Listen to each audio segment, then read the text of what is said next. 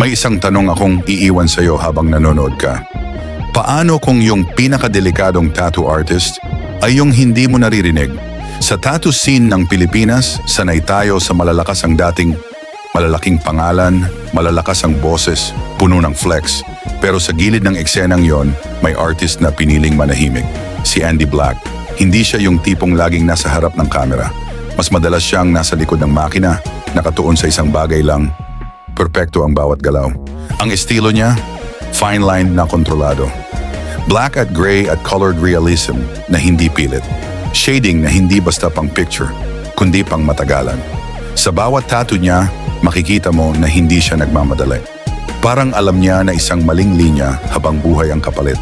Aktibo siya sa Metro Manila, lalo na sa Quezon City, kung saan unti-unti niyang binubuo ang reputasyon, hindi sa salita, kundi sa resulta. Ngayon, eto na yung bahagi na madalas hindi napapansin.